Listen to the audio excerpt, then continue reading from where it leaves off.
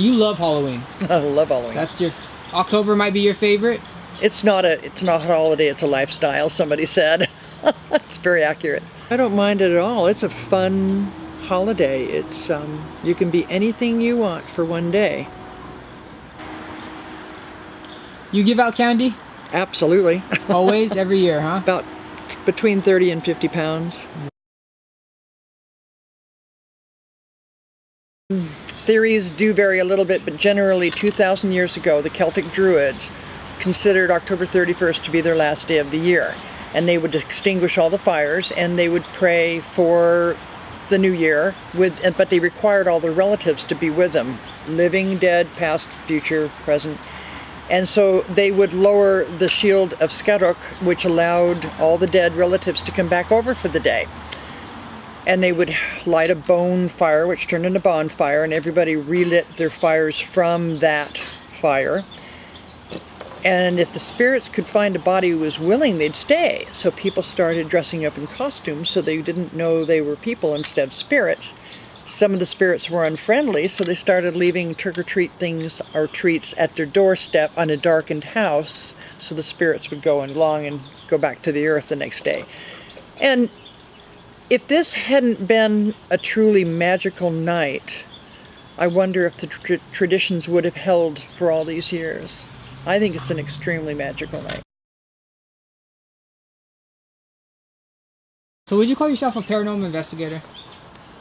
We play. Like you with tools and stuff like that? Yeah, we have all the tools. Okay, so how long have you been doing that for? About 20 years ago, give or take. Okay, and what type of, how do you use, what's your method of, I guess you would call ghost hunting? What would be all of the above. We call ourselves the orb seekers. And there were at one time 6 or 7 of us, and we've all moved on to other things. We've all gotten older and retired, and just my husband and I still go out and play. One viewer says, this is from Augie Moore. Hi Ann, when you meet people, do you ever feel or see any kind of spirit or anything that might be with that person? Thank you. Not in those terms. I'll often get thoughts or information about the person I'm near passing, especially if it's anger or some negativity. That screams pretty loudly. Another question was from Stephanie Dudley. She says, is what you do inherited from your ancestors? Do your children do it too? I have 5 friends who do something similar, and 4 of them say yes. And yes, my children do. 1 child does, 1 child does not. Another question from Ryan Blake. Do you know any demonic places in Merced? Well, outside of the ones we've previously discussed, no. Not that I'm aware of. I think I've covered pretty much all of the ones I've learned about. This question's from Dave Eichler. Are there a lot of people who are sensitives around? I think so. I think there's a lot of them. But they don't want to say it because they're embarrassed, maybe? There's a real fine difference between intuitive, and a sensitive, I think. And I think that there's a lot of wannabes who would wish they were, but then there's a lot of people who don't understand what's happening to them. So I think that's why they don't step up. They don't know. They don't understand. This question's from Miranda Hadley. Who was the first person you told of your experience / gift, and how do they react? It's probably my high school girlfriend, Pi, and she did something similar, so it wasn't foreign to her. What was her reaction? We're talking 55 years ago. I have no idea.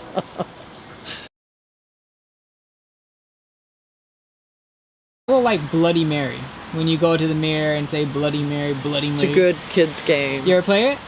No. Never? No. Just kid's game, like you said. Yeah. I have a black cat, so he walks in front of me all the time, but you couldn't get me to step under a ladder to save my soul. Your dogs? Dogs aren't as sensitive as most dogs. Some of them are. I've had dogs that were extremely sensitive. These 2 have no clue. Somebody walking through the room, very distinctly. It's just somebody walking through the room. And you felt this presence? Absolutely. It's just... Do you get goosebumps or anything like that? How sometimes, do you know? not yesterday. Oh gosh. How do you know your mom walks up behind you? How do you know she's standing there? Right, so you just know. You know when someone's behind you can feel somebody. So what would you say? Would you call that a spirit?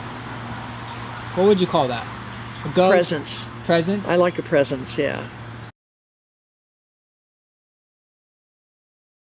Have you ever gotten any scratches on you from spirits? No, never. Not yet? Not me. But other people? Yeah, a girlfriend of mine got very badly hurt. A scratch? She got pinched and it caused a major bruise. Protection for you. It wraps a shield around you. Does that work? I think it does. Yeah, spirit. So like holy water and that would be the same thing. What do you think? I use holy water to clean a house, not for a person protection.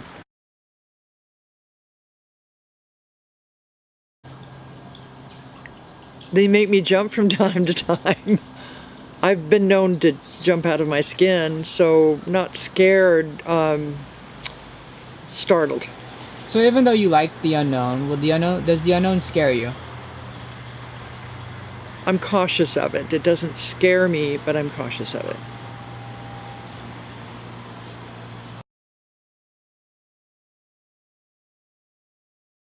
Tioga Apartments. Tunnels down there, true or false? Yes. You've been down there? Yes. Now, was it blocked off, sealed off, cemented? Cemented off.